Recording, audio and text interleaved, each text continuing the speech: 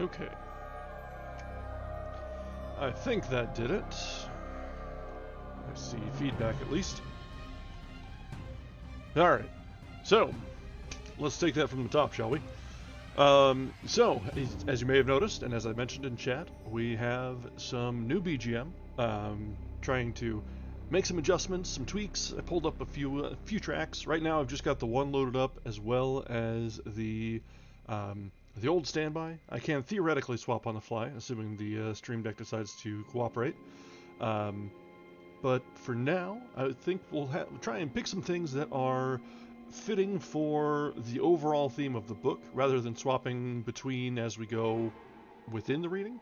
But as I get more comfortable with it, we might flip between tracks as needed by the events that we're going through. But for tonight, as you may have noted by the particularly spoopy BGM we've got tonight, we are getting into the works of H.P. Lovecraft. This was suggested over on Bluesky. I've been meaning to get into it for a little while, even before we read The King in Yellow, but it's just a matter of finding the right time. And we've gone all around enough genres so far that I think it's okay to just jump right into the weird, the creepy, the spooky. So, Lovecraft it is, right?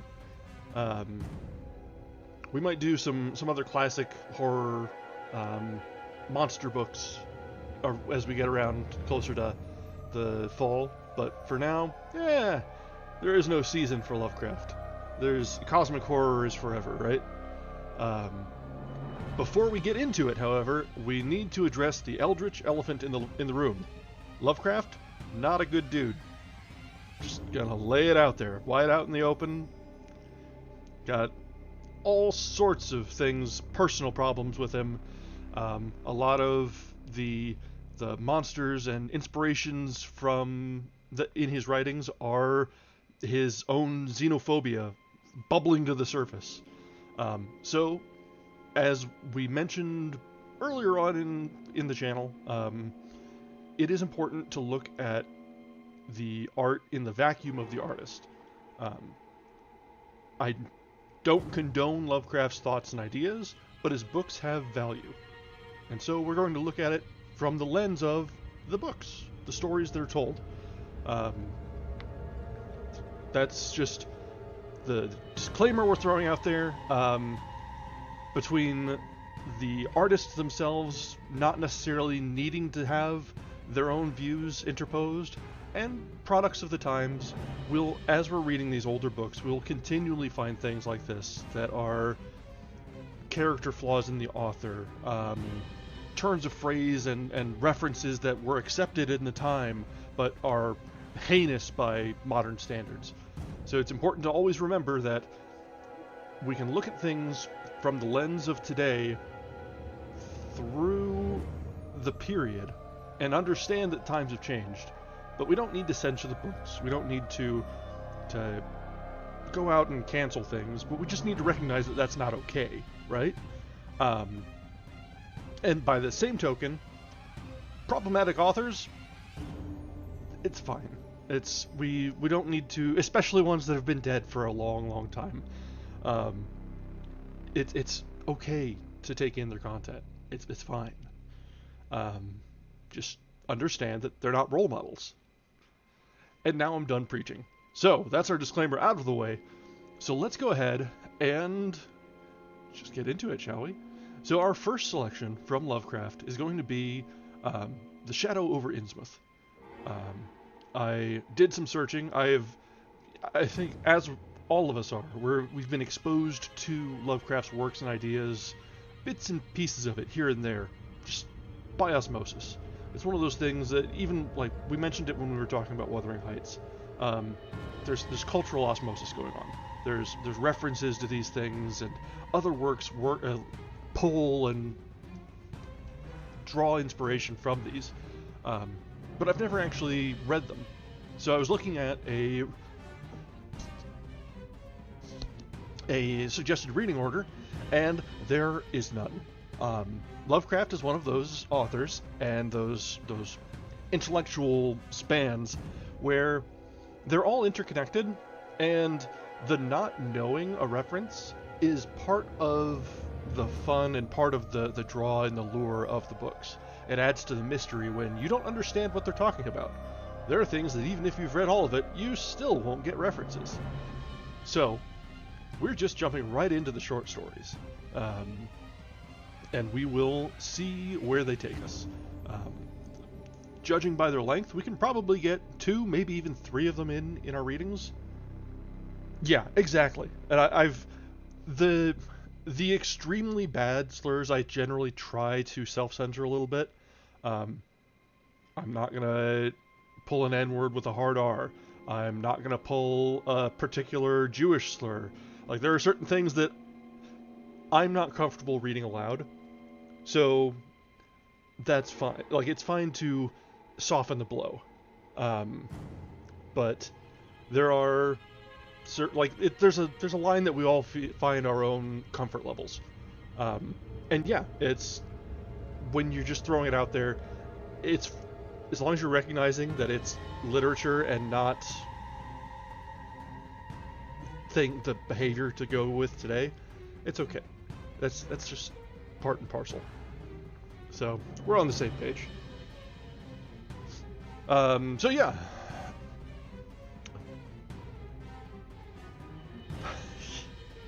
Oh. Well,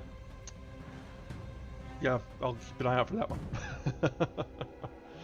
So, but with that out of the way, with the background laid, the disclaimers put out for all to know, let's go ahead and just get right into it.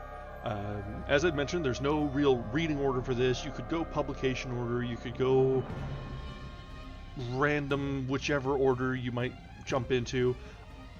I'm just picking them out of the hat at this point. I downloaded all of them that I could get over at Gutenberg, so we've got a lot of selection.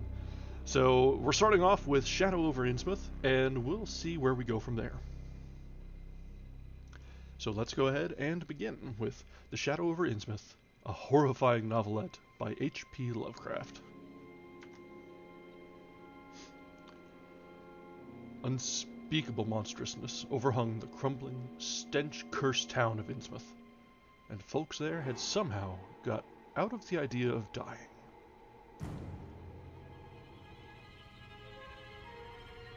During the winter of 1927 to 28, federal government officials made a strange and secret investigation of certain conditions in the ancient Massachusetts seaport of Innsmouth.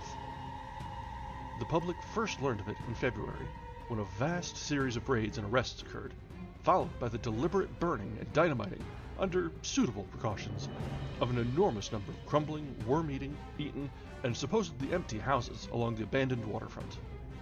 Uninquiring souls let this occurrence pass as one of the major clashes in a spasmodic war on liquor. Keener news followers, however, wondered at the prodigious number of arrests, the abnormally large force of men used in making them, and the secrecy surrounding the disposal of the prisoners. No trials, or even definite charges were reported, nor were any of the captives seen thereafter in the regular jails of the nation. There were vague statements about disease and concentration camps, and later about dispersal in various naval and military prisons, but nothing positive ever developed. Complaints from many liberal organizations were met with long confidential discussions, and representatives were taken on trips to certain camps and prisons. As a result, these societies became surprisingly passive and reticent. Newspapermen were harder to manage, but seemed largely to cooperate with the government in the end. Only one paper, a tabloid, always discounted because of its wild policy, mentioned the deep-diving submarine that discharged torpedoes downward in the marine abyss just beyond Devil Reef. That item, gathered by chance in a haunt of sailors, seemed indeed rather far-fetched, since the low, black reef lies a full mile and a half out from Innsmouth Harbor. But at last, I am going to defy the ban on speech about this thing. Results, I am certain, are so thorough that no public harm save a shock of repulsion could ever accrue from a hinting of what was found by those horrified raiders at Innsmouth. For my contact with this affair has been closer than that of any other layman, and I have carried away impressions which are yet to drive me to drastic measures. It was I who fled frantically out of Innsmouth in the early morning hours of July 16th, 1927, and whose frightened appeals for government inquiry and action brought on the whole reported episode. I was willing enough to stay mute while the affair was fresh and uncertain, but now that it is an old story, with public interest and curiosity gone, I have an odd craving to whisper about those few frightful hours in that ill-rumored and evilly shadowed seaport of death and blasphemous abnormality. I have never heard of Innsmouth till the day before I saw it for the first, and, so far, last time. I was celebrating my coming of age by a tour of New England, sightseeing, antiquarian, and genealogical, and had planned to go directly from ancient Newburyport to Arkham, whence my mother's family was derived. I had no car, but was traveling by train, trolley, and motor coach, always seeking the cheapest possible route. In Newburyport, they told me that the steam train was the thing to take to Arkham, and it was only at the station ticket office, when I demurred at the high fare, that I learned about Innsmouth. The stout, shrewd-faced agent, whose speech showed him to be no local man, seemed sympathetic toward my efforts at economy, and made a suggestion that none of my other informants had offered. "You could take that old bus, I suppose," he said with a certain hesitation. "But it ain't thought much of hereabouts. It goes through Innsmouth. You may have heard about that, and so the people don't like it. Run by an Innsmouth fellow, Joe Sargent, but never gets any custom from here, or Arkham either, I guess. Leaves the square, in front of Hammond's drugstore, at 10 a.m. and 7 p.m., unless they've changed lately. Looks like a terrible rattletrap. I've never been on it." Are we having a little bit of a hiccup there? It's dropping some frames here, and it looks like YouTube maybe... Okay, I think we're caught back up. That was the first I ever heard of shadowed Innsmouth. Any reference to a town not shown on common maps, or listed in recent guidebooks, would have interested me, and the agent's old manner of allusion roused something like real curiosity. So I asked the agent to tell me something about it. He was very deliberate, and spoke with an air of feeling slightly superior to what he said. "Innsmouth? Well, it's a queer kind of town down at the mouth of the Monnoxet. Used to be almost a city, quite a port before the War 1812, but all gone to pieces in the last 100 years or so. No railroad now. B&M never went through, and the branch line from Rowley was given up years ago. More empty houses there than there are people, I guess, and no business to speak of except fishing and lobstering. Everybody trades mostly either here or in Arkham or Ipswich. Once they had quite a few mills, but nothing's left now except one gold refinery running on the leanest kind of part-time. That refinery, though, used to be a big thing, and old man Marsh, who owns it, must be richer than Croesus. Queer old duck, though. It sticks mighty close in his home. He's supposed to have developed some skin disease or deformity late in life that makes him keep out of sight.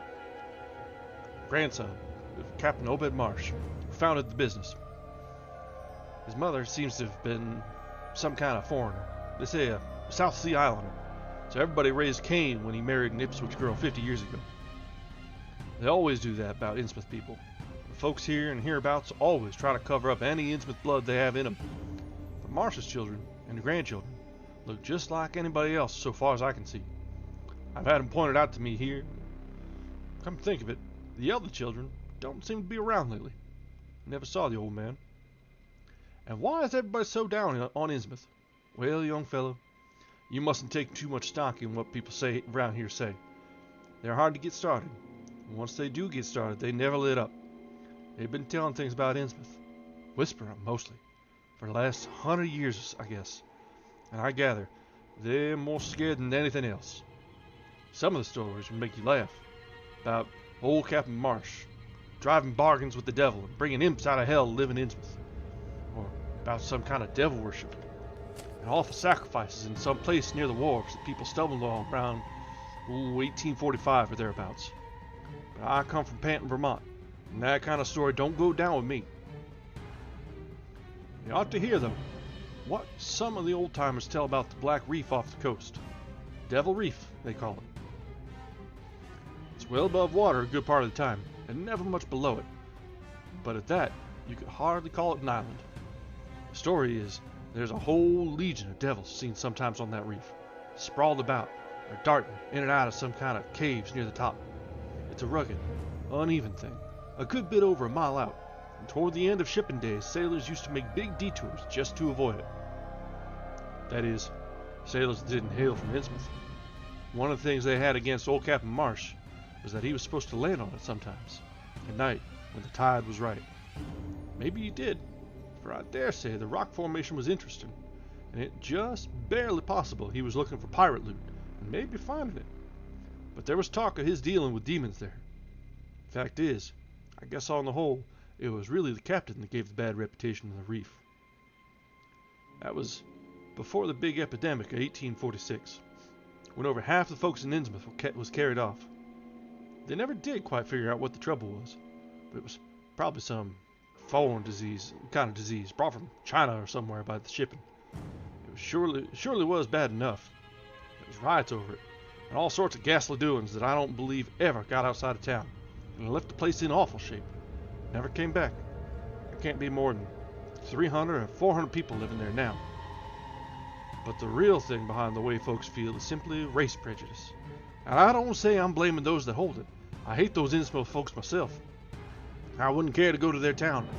I suppose you know, though I can see you're a Westerner by your talk, that a lot of our New England ships used to have to do with queer ports in Africa, Asia, the South Seas, and everywhere else. And what queer kinds of people they sometimes brought back with them. You probably heard about the Salem man that came home with a Chinese wife. Maybe you know there's still a bunch of Fiji Islanders somewhere around Cape Cod. Well, there must be something like that back of the Innsmouth people. The place always was badly cut off from the rest of the country by marshes and creeks. Now, we can't be sure about the ins and outs of the matter, but it's pretty clear that old Captain Marsh must have brought home some odd specimens when he had all three of his ships in commission back in the 20s and 30s. There certainly is a strange kind of streak in the Innsmouth folks today. I don't know how to explain it, but it sort of makes you crawl. You'll notice a little in Sergeant if you take his bus. Some of them have queer, narrow heads with flat noses and bulgy, starry eyes that never seem to shut, and their skin ain't quite right. Rough and scabby, and the sides of their necks are all shriveled or creased up. Get bald, too, very young.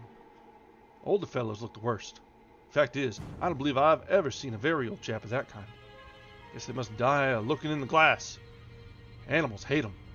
Used to have lots of horse trouble before the autos came in. Nobody can ever keep track of those people, and state school officials and census men have a devil of a time. You can bet that prying strangers ain't welcome around Innsmouth. I've heard personally of more than one business or government man has disappeared there. There's loose talk of one who went crazy and is out at Danvers now. They must have fixed up some awful scare for that fellow. That's why I wouldn't go at night if I was you. I've never been there, and I have no wish to go, but I guess a daytime trip couldn't hurt you. Even though the people hereabouts will advise you not to make it. If you're just sightseeing and looking for old-time stuff, Innsmouth ought to be quite a place for you. Alright, now I need to get rid of that accent. Yeah. And so I spent part of that evening at the Newbury Public Library, looking up data about Innsmouth. The Essex County histories on the library shelves had very little to say, except that the town was founded in 1643, noted for shipbuilding before the Revolution, a seat of great marine prosperity in the early 19th century, and later a minor factory center using the monoxide as power.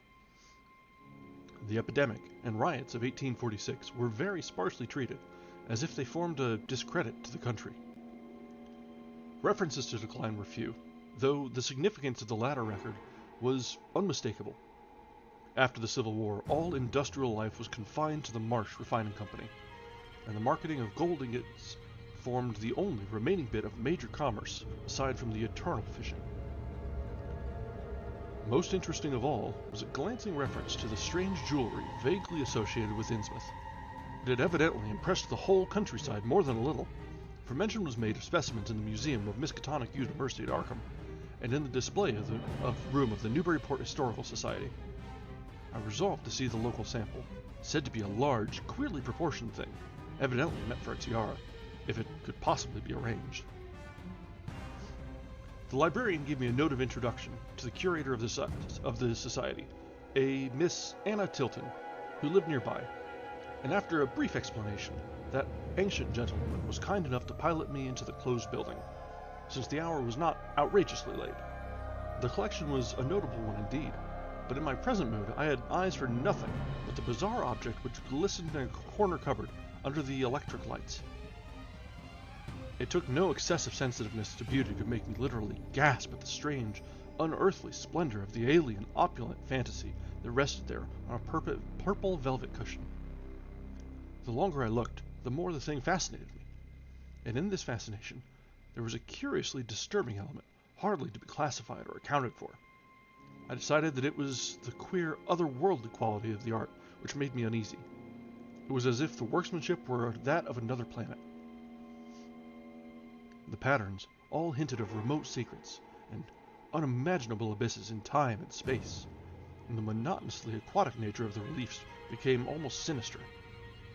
Among these reliefs were fabulous monsters of abhorrent grotesqueness and malignity, wholly primal and awesomely ancestral. At times, I fancied that every contour of these blasphemous fish frogs was overflowing with the ultimate quintessence of unknown and inhuman evil. An odd contrast to the tiara's aspect was its brief and prosy history as related by Miss Tilton. It had been pawned for a ridiculous sum at a shop in State Street in 1873 by a drunken Innsmouth man shortly afterward killed in a brawl. Miss Tilton was inclined to believe that it formed part of some exotic pirate horde discovered by old Captain Obed Marsh. This view was surely not weakened by the insistent offers of purchase at a high price which the Marshes began to make as soon as they knew of its presence, and which they repeated to this day despite the Society's unvarying determination not to sell. As the good lady showed me out of the building, she assured me that the rumors of devil worship were partly justified by a peculiar secret cult which had gained force there and engulfed all the Orthodox churches. It was called, she said, the Esoteric Order of Dagon, and was undoubtedly a debased, quasi-pagan thing imported from the East a century before, at a time when Innsmouth fisheries seemed to be going barren. Its persistence among a simple people was quite natural in view of the sudden and permanent return of abundantly fine fishing, and it soon came to be the greatest influence on the town. All this, to the pious Miss Tilton, formed an excellent reason for shunning the ancient town of decay and desolation, but to me it was merely a fresh incentive, and I could scarcely sleep in my small room at the Y as the night wore away. It's the end of chapter 1.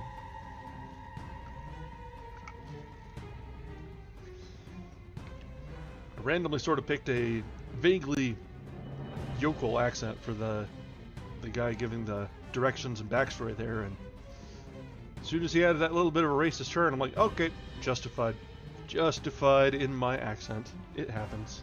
Sometimes it just works, right?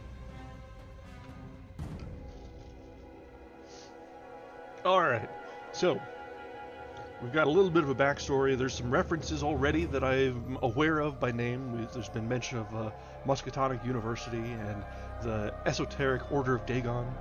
I quite liked the turn of phrase, the blasphemous fish frogs. So we're already seeing some of the mystery and unknown that kind of tingle at the imagination or pluck at your memory of things that you've maybe heard of, maybe not, might be just familiar enough, or could be completely unknown. Let's carry on and see what we find in chapter 2.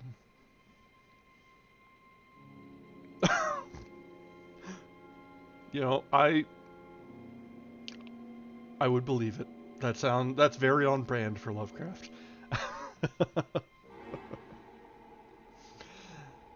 Looking at it from afar, that's just like, it's hilarious and ridiculous, but it's also horrifying. Like, come on, man. But I could see it. Alright, chapter 2. Shortly before 10 the next morning, I stood with my one small valise in front of Hammond's drugstore in Old Market Square, waiting for the Innsmouth bus.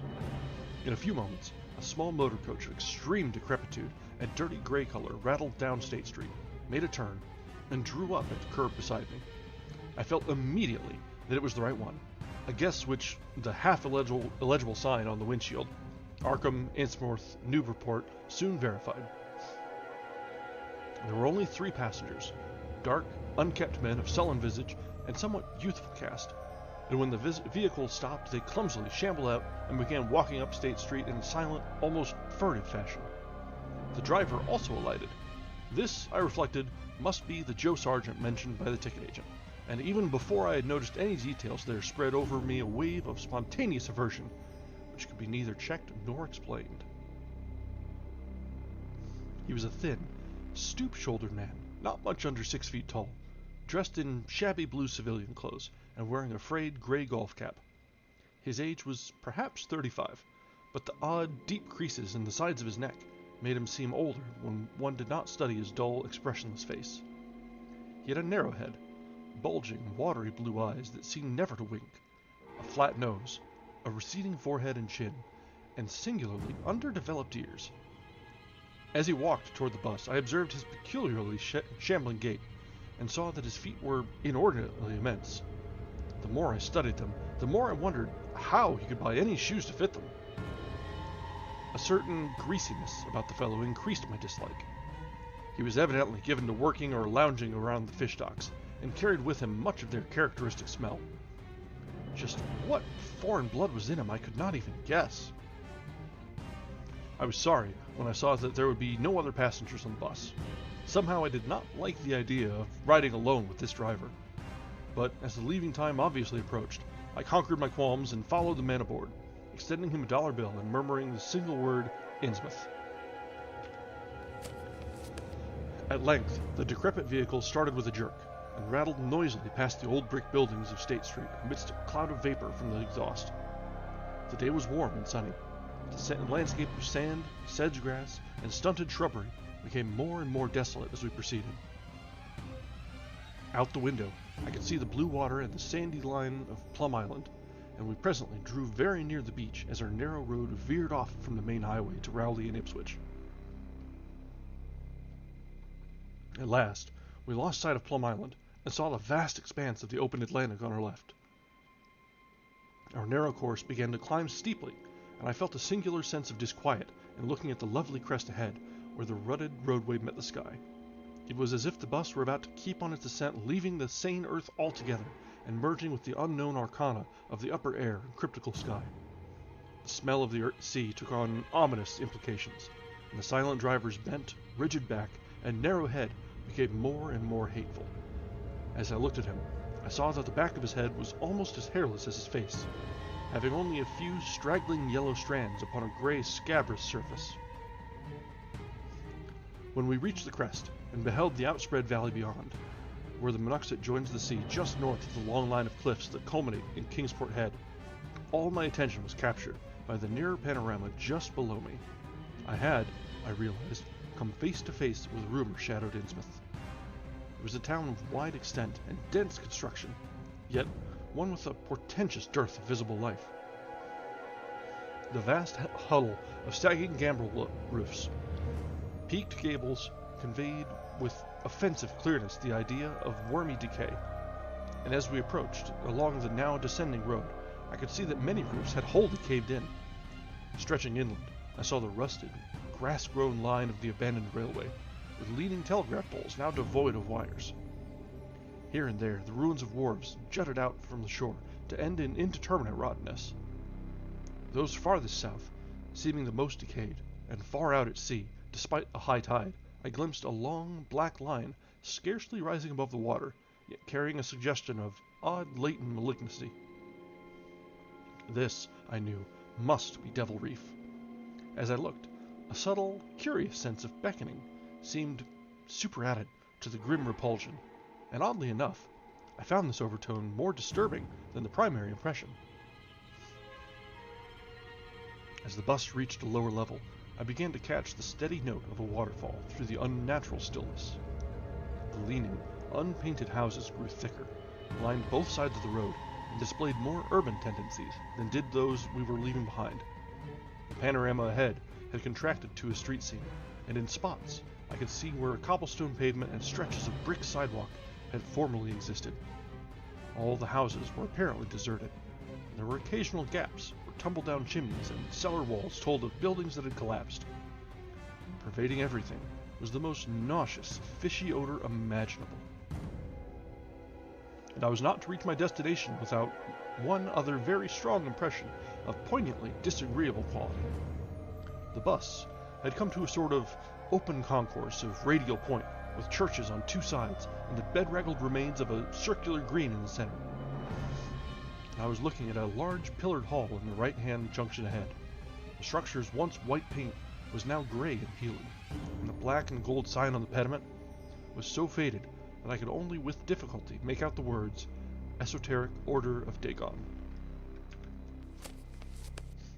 The door of the church basement was open, revealing a rectangle of blackness inside, and as I looked, a certain object crossed, or seemed to cross, that dark rectangle, burning into my brain a momentary conception of nightmare, which was all the more maddening because analysis could not show a single nightmarish quality in it.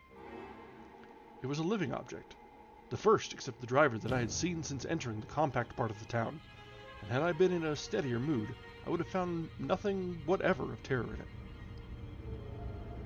Clearly, as I realized a moment later, it was the pastor, clad in some peculiar vestments, doubtless introduced since the Order of Dagon had modified the ritual of the local churches. The thing which had probably caught my first subconscious glance and supplied the touch of bizarre horror was the tall tiara he wore, an almost exact duplicate of the one Miss Tilton had shown me the previous evening. This, acting on my imagination, had supplied namelessly sinister qualities to the indeterminate face and robed, shambling form beneath it. A very thin sprinkling of repellent-looking youngish people now became visible on the sidewalks. Lone individuals, and silent knots of 2 or 3. The lower floors of the crumbling houses sometimes harbored small shops with dingy signs, and I noticed a parked truck or two as we rattled along. The sound of waterfalls became more and more distinct, and presently I saw a fairly deep river gorge ahead, spanned by a wide iron-railed highway bridge, beyond which a large square opened up. Then we rolled into the large semicircular square across the river, and drew up on the right-hand side in front of a tall, cupola-crowned building with remnants of yellow paint, and with a half-effaced sign proclaiming it to be the Gilman House. I was glad to get out of that bus, and at once proceeded to check my valise in the shabby hotel lobby. There was only one person in sight, an elderly man, without what I had come to call the Innsmouth look, and I decided not to ask him any of the questions which bothered me, remembering that odd things had been noticed in this hotel. Instead, I strolled out on the square, from which the bus had already gone, and studied the scene minutely and appraisingly. For some reason or other, I chose to make my first inquiries at the chain grocery, whose personnel was not likely to be native to Innsmouth. I found a solitary boy of about 17 in charge, and was pleased to note the brightness and affability which promised cheerful information. He seemed exceptionally eager to talk, and I soon gathered that he did not like the place, its fishy smell, or its furtive people.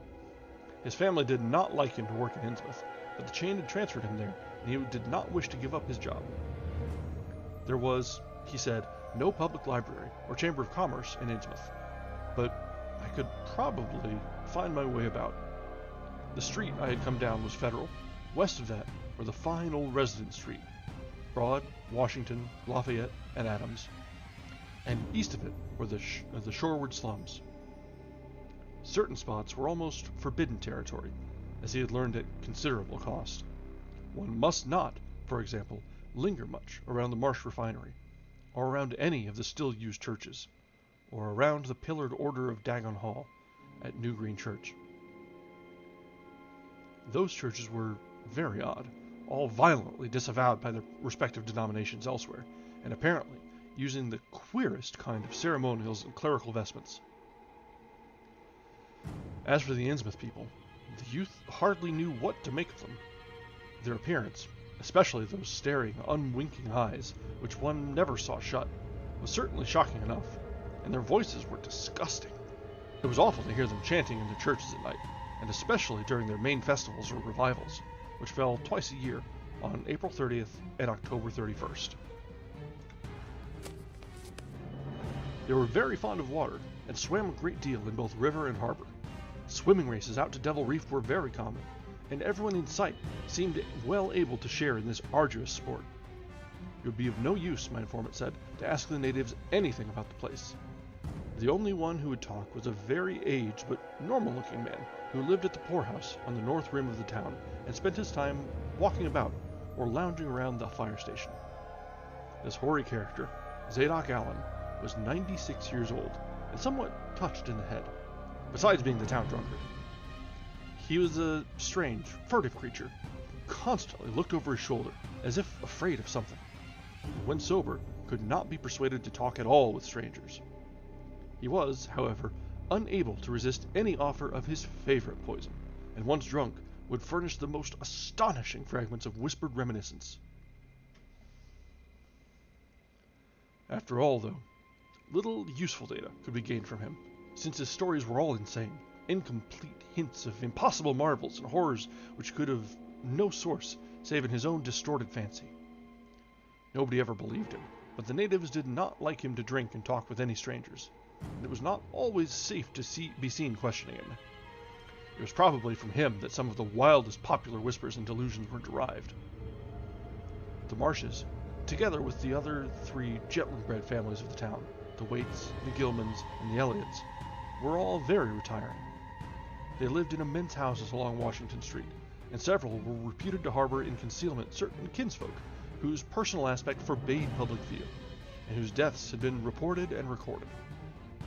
Warning me that most of the street signs were down, the youth drew for my benefit a rough but ample and painstaking sketch map of the town's salient features.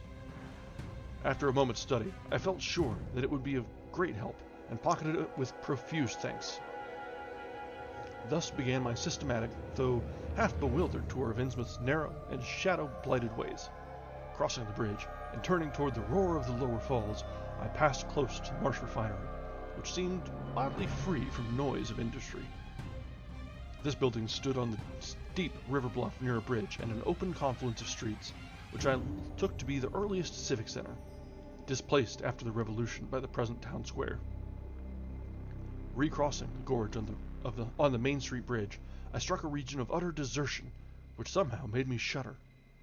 Collapsing huddles of gambrel roofs formed a jagged and fantastic skyline, above which rose the ghoulish, decapitated steeple of an ancient church. Fish Street was as deserted as Main, though it differed in having many brick and stone warehouses still in excellent shape. Water Street was almost its duplicate, save that there were great seaward gaps where wharves had been. Not a living thing did I see, except for the scattered fishermen on the distant breakwater, and not a sound did I hear, save the lapping of the harbor tides and the roar of the falls in the Monoxet. I kept north along Main to Martin, then turning inland, crossing the Federal Street safely north of the Green, and entering the decayed patrician neighborhood of Northern Broad, Washington, Lafayette, and Adams Streets. Following Washington Street toward the river, I now faced a zone of former industry and commerce, noting the ruins of a factory ahead, and seeing others with the traces of an old railway station and covered railway bridge beyond up the gorge on my right. The uncertain bridge now before me was posted with a warning sign, but I took the risk and crossed again to the south bank, where traces of life reappeared. Furtive, shambling creatures stared cryptically in my direction, and more normal faces eyed me coldly and curiously.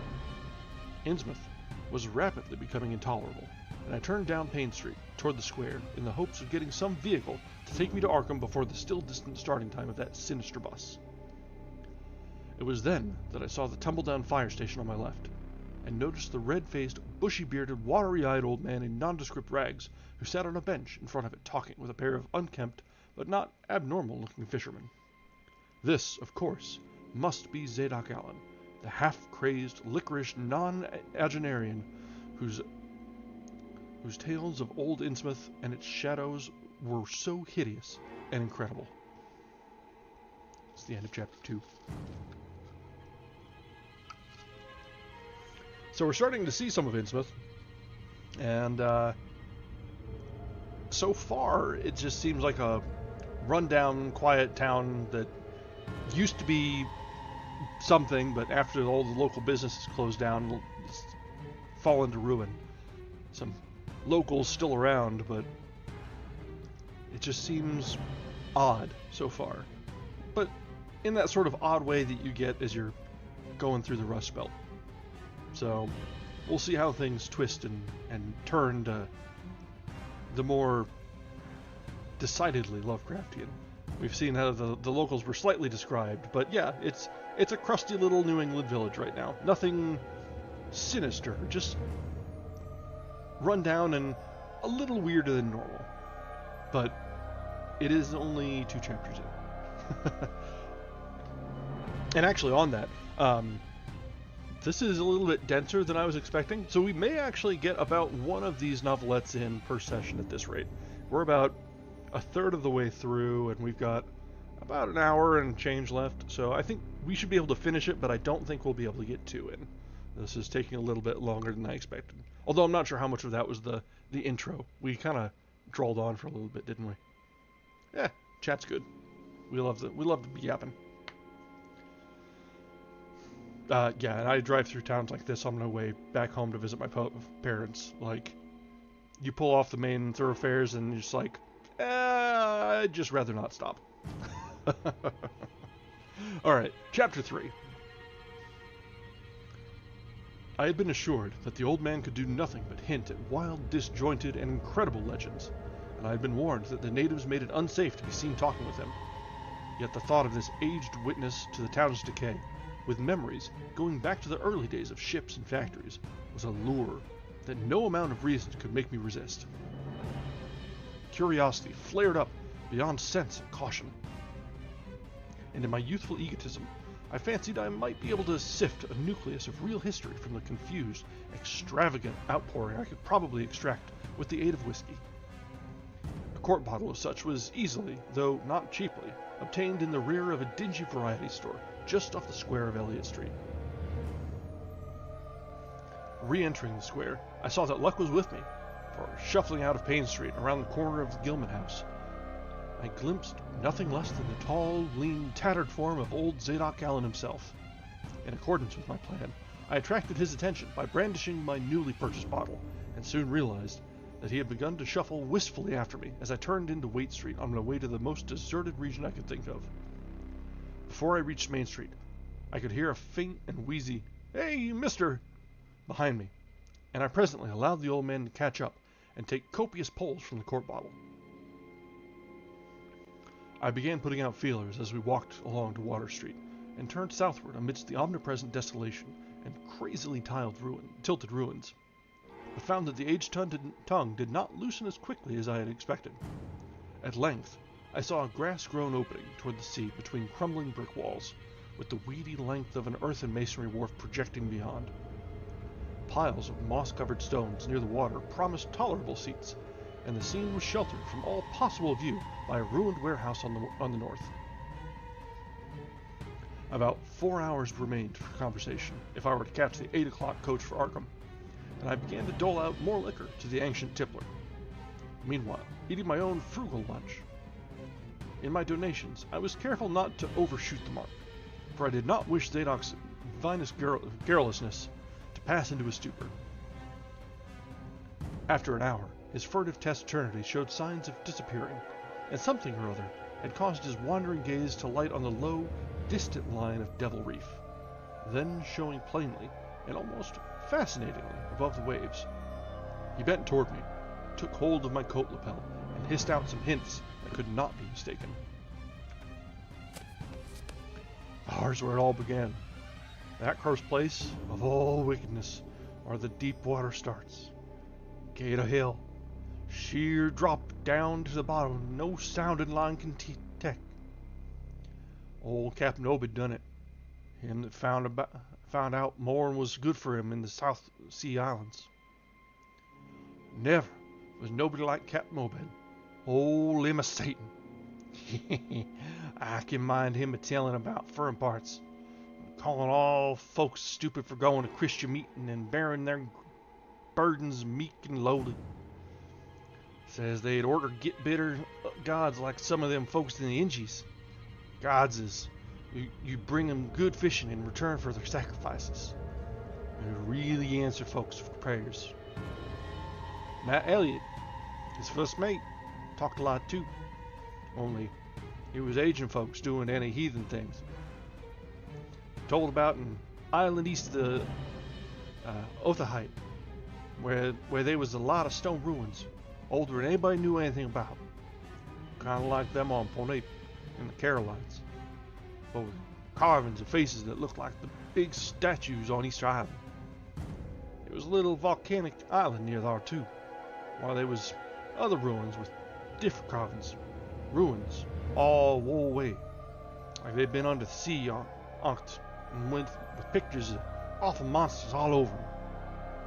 While, sir, Matt, he says, the natives all around there had fish had all the fish they could catch, and sported bracelets and armlets and head rings made out of queer kind of gold and covered with pictures of monsters just like the ones carved over the ruins of the little island.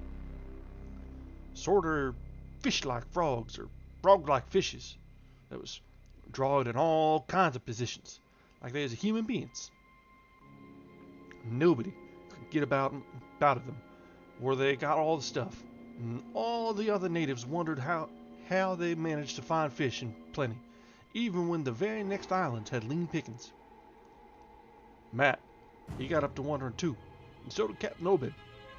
Obed, he notices, besides, that lots of the handsome young folks would drop out of sight for good from year to year, and they wasn't many old folks around. Also, he thinks some of the folks look darn queer, even for Kanakees. It took Obed to get to the truth about them heathens. I don't know how he done it, but he begun by trading for the gold like things they were. Asked them where they come from and if they can get more. And finally, wormed the story out of the old chiefs, Wallachia, they call him. Nobody but Obed would ever believe the old yeller devil, but the captain could read folks like they was books. Nobody never believes me now when I tell him, and I don't suppose you will, young feller. Though, come look at you. You kind of got them sharp reading eyes like Obed had. The old man's whisper grew fainter, and I found myself shuddering at the terrible and sincere portentousness of his intonation, even though I knew his tale could be nothing but drunken fantasy. Well, Sir Obed, he learned that these things on this earth is most folks never heard about. Wouldn't believe if they did hear.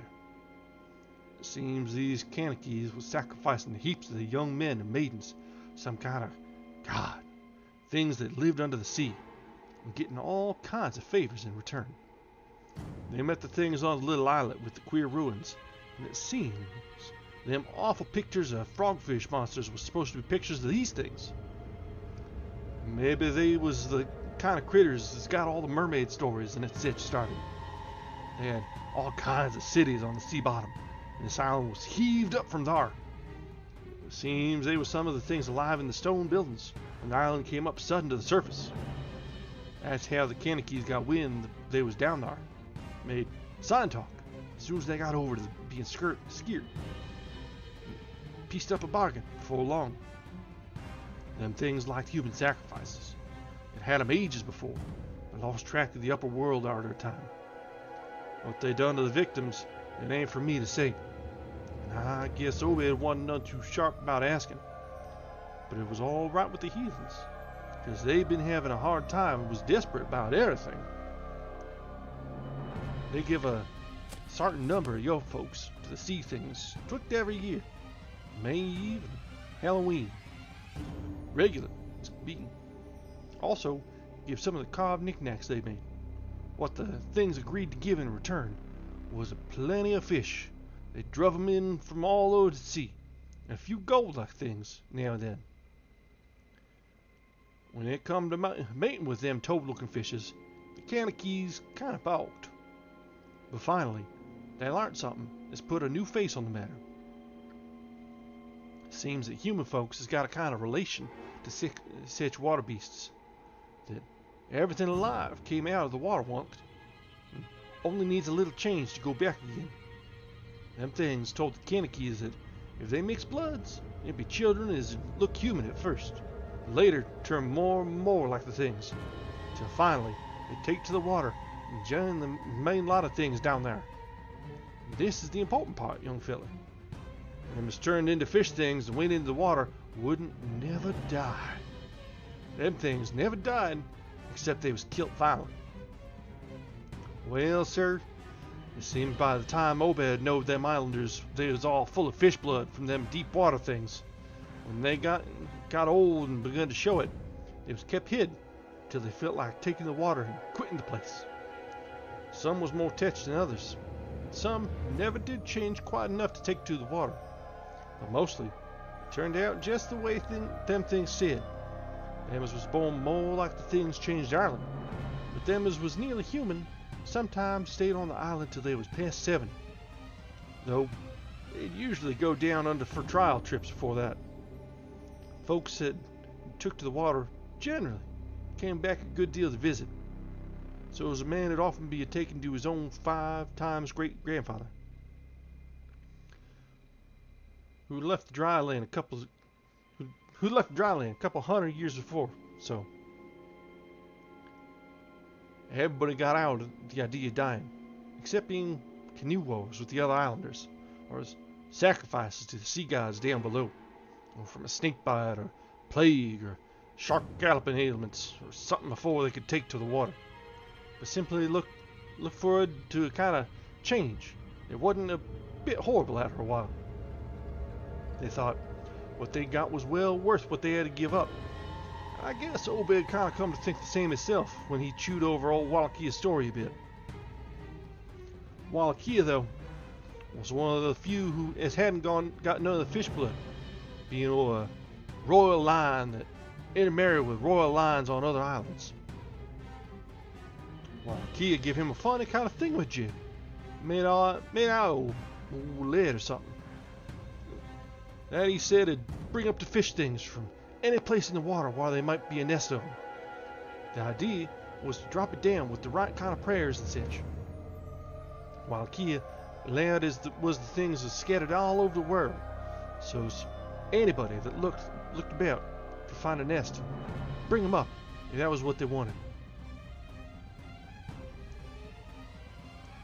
Matt, he didn't like this business at all, and wanted Obed should keep away from the island.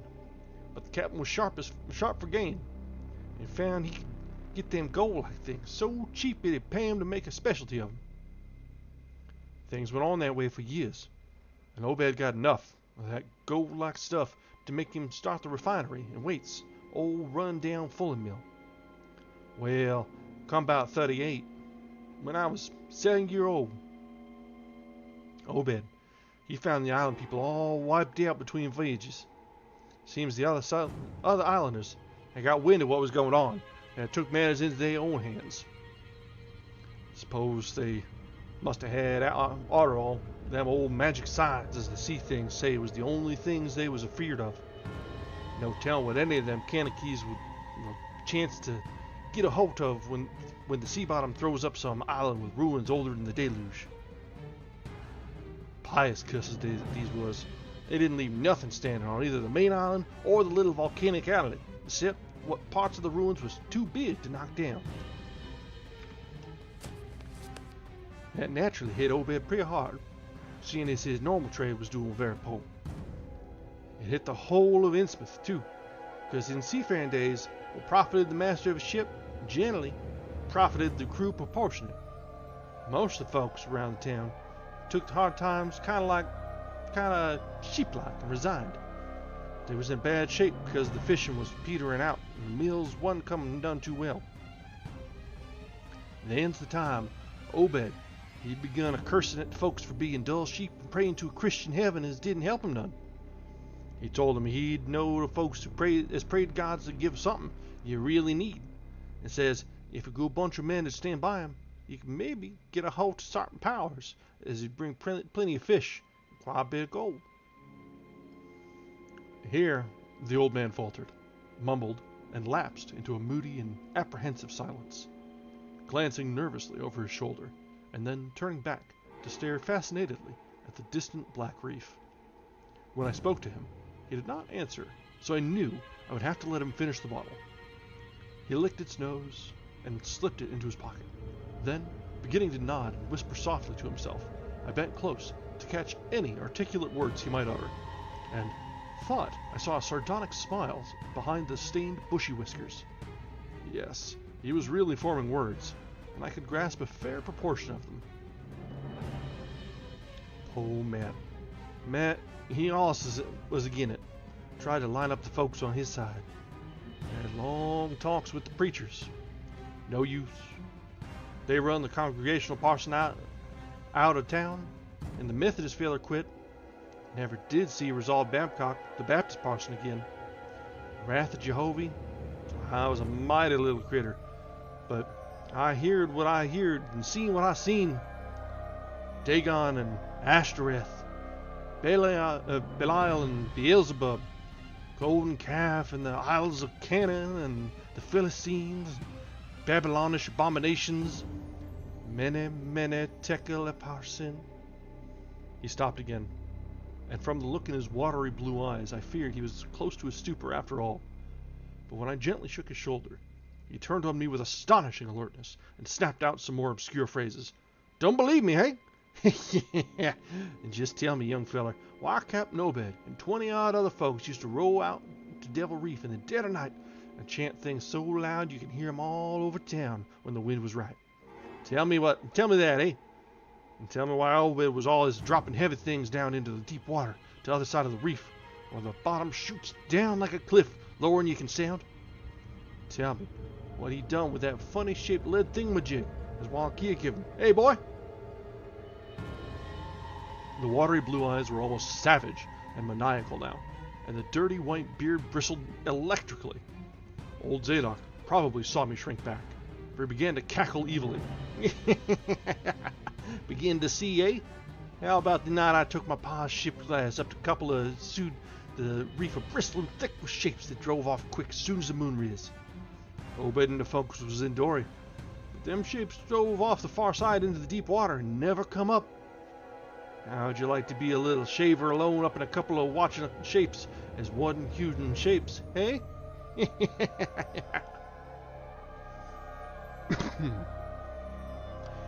The old man was getting hysterical, and I began to shiver with a nameless alarm. He laid a gnarled claw on my shoulder, and it seemed to me that its shaking was not altogether that of mirth. Suppose one night you seed something heavy heaved off in Obed's dory toward the reef, and then, next day, a young fellow was missing from home, eh? Anybody ever see Hyde or Hiram Gilman again? Did they? And Nick Pierce, and Llewellyn Waite, and Adoniram Southwick, and Henry Garrison, eh? Well, sir, that was the time Obed began to get on his feet again. Folks see this 3 daughters are wearing gold like things as nobody'd seen on them before, and smoke started coming out of finery chimney. Other folks was prospering too. Fish began to swarm into the harbor fit to kill, and heaven knows what size cargoes we began to ship out to Newburyport, Arkham, and Boston. It was then Obed got the old branch railroad put through. Remember, I ain't saying Obed was set on having things just like they was on that Kankakee Isle. I don't think he aimed at first to do no mixing, nor raise no young'uns to take to the water and turn into fishes with the time of life. He wanted them gold things, was willing to pay heavy. I guess the others was satisfied for a while. Come in 46. The town done some looking at and thinking for itself. Too many folks missing. Too much wild preaching at meeting on a Sunday. Too much talk about the reef. I guess I done a bit by telling Selectman Maury of what I see from a couple of them. It was a party one night, as Followed Obed's crowd about to the reef, and I heard shots betwixt the dories. Next day, Obed and 32 others was in jail, with everybody wondering just what was afoot and just what charge agin him could be got to hold. God, if anybody look ahead, a couple of weeks later, when nothing had been thrown into the sea for that long. Zadok was showing signs of fright and exhaustion. I let him keep silent for a while, without glancing apprehensively at my watch. The tide had turned and was coming in now, and the sounds of the waves seemed to arouse him. They had all from night. I seen them. I was up in the couple of hordes of them, swarms of them, all over the reef and swimming up into the harbor into the Monuxet. God, what happened in the streets of Innsmouth that night? He rattled out door, but Pa wouldn't open. Then, climb out the kitchen window with his musket to find Selectman Maurer and see what he could do. Mounds of the dead and dying, shots and screams, shouting in old square and town square and new church green. Jail throwed open, proclamation, treason, called it the plague. When folks come in and found half our people missing, nobody left but them as Jeannie with Obed and them, things or else keep quiet. Never heard of my pa no more. The old man was panting and perspiring profusely. His grip on my shoulder tightened. Everything cleaned up in the morning, but there was traces. Obed, Kinder takes charge and says things is going to be changed. Others will worship with us at meeting time. And certain houses, he's got to entertain guests. They wanted to mix like they done with the Kanakees. And he, for one, didn't feel bound to stop him. Far gone was Obed, just like a crazy man on the subject. He says they brung us fish and treasure, and should have what we hankered after. Nothing was to be different on the outside, only we was to keep shy of strangers, if we knowed what was good for us. We all had to take the oath of Dagon, and later on, they was second and third oaths that some of us took. Them would help special, and get special rewards. Gold and such. No use balking. There was millions of them down there. They'd rather not start rising and wiping about humankind. But if they was to give away and forced to, they could do a lot toward just that. Yield up enough sacrifices and savage knickknacks and harborage in the town when they wanted it, and they'd let well enough alone. All in band of faithful, order of Dagon, and the children should never die, but go back to the Mother Hydra and Father Dagon. Will all come from Oct. Ja, sagen. Three. Nach two. Really? Jesus Christ. Okay, yeah. Every bit as bad as French. Old Zadok began to moan now, and tears were coursing down his channeled cheeks into the depth of his beard. God, what I seen when I was 15 years old. Man, take it upper sin.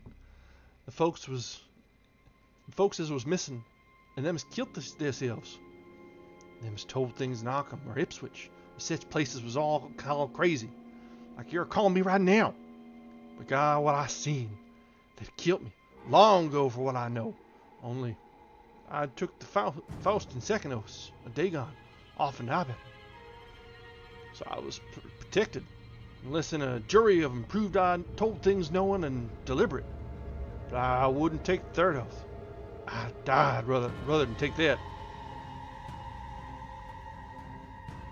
It was around Civil War time, when children born since 46 begun to grow up. Some of them, it is. I was feared. Never did no prying or that awful night. Never seen one of them close to all my life. That is, never no full-blooded one. Barnabas Marsh, that runs the refinery now, is Obed's grandson by his first wife. Son of Onesiphorus, his eldest son. But his mother was another of them, as one never see the outdoors. Right now, Barnabas is about changed. can't shut his eyes no more. He's all out of shape. They say he still wears clothes, but he'll take to the water soon. The sound of the incoming tide was now very insistent, and little by little it seemed to change the old man's mood from maudlin tearfulness to watchful fear.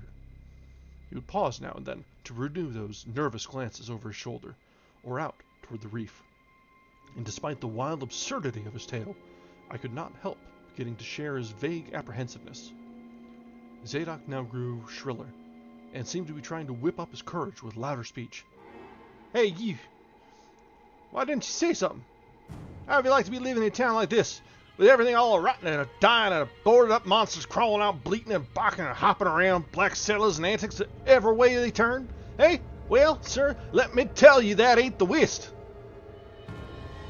Zadok was really screaming now, and the mad frenzy of his voice disturbed me more than I care to own. "Curse ye! Don't sit there staring at me with them eyes. I tell old Bud Marsh he's in hell, and he's got to stay there. In hell, I says. Can't give me. I ain't done nothing. No told nobody nothing." "Oh, you young feller? Well, even if I ain't told nobody nothing yet, I'm a-going to now. You just sit still and listen to me, boy. This is why I ain't never told nobody. I says, I didn't get to do no prying things after that night, but I found things out just the same. You wanna know what the real horror is, hey? Well, it's this.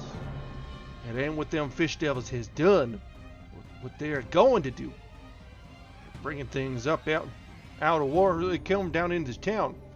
Been doing it for years. And slackening up lately. Them houses north of the river betwixt water and main streets is full of them. Them devils is, and what they brung, and what they get ready. I say, when they get ready. Ever hear tell of a Shoggoth? Hey, do you hear me? I tell you, I know what them things be. I seen them one night when, yeah! The hideous suddenness and inhuman frightfulness of the old man's shriek almost made me faint. His eyes, looking past me toward the malodorous sea, were positively starting from his head, while his mask was a face with fear worthy of Greek tragedy. His bony claw dug monstrously into my shoulder, and he made no motion as I turned my head to look at whatever he had glimpsed. There was nothing that I could see, only the incoming tide, with perhaps one set of ripples more local than the long-flung line of breakers. But now Zadok was shaking me, and I turned back to watch the melting of that fear-frozen face into a chaos of twitching eyelids and mumbling gums. Presently, his voice came back, albeit as a trembling whisper. "Get out of here! Get out of here! They've seen us! Get out for your life! Don't wait for nothing! They know now! Run for it! Quick! Out of this town!" Another heavy wave dashed against the loosening masonry of the bygone wharf, and changed the mad, anxious whisper to another inhuman and blood-curdling scream. Yeah! Before I could recover my scattered wits, he had relaxed his clutch on my shoulder and dashed wildly inland toward the street, reeling northward around the ruined warehouse wall. I glanced back at the sea, but there was nothing there. When I reached Water Street and looked along it toward the north, there was no remaining trace of Zadok Allen. It's the end of chapter 3. So I'm not sure if it was the deep speech that threw me, or trying to do the deep speech in Zadok's accent. That whole chapter was... That's gonna stick with me if I had to read too much more of that. Don't want that to start slipping out in random speech, you know? But the combination of the two definitely threw me off. I think by the next time we get to Lovecraft, I'll probably look into some of how they're intended to be pronounced. It's one thing to read it on a page. Yeah, I was. It's so the text on the page is a little bit easier to make out than Jacob was with Wuthering Heights. So that one was just frustrating. But Zadok, at least you could get all the syllables right. You know, you could tell where things were cut off. You could tell where it was like the way it was supposed to be. But it was easier to slip into that character. Jacob was just miserable. God. I don't know if it's... So we get deep speech out of Lovecraft. We get... Is it Joseph? Joseph or Jacob? Joseph. We get Joseph in Wuthering Heights. We get French and other stuff. One of these days, I'll get a book that I can read and understand how I will be able to pronounce everything. It'll be perfect. Yeah, Joseph will haunt me forever. I gave up partway through, and it was just, I went full on Boomhauer with him, and it kind of worked.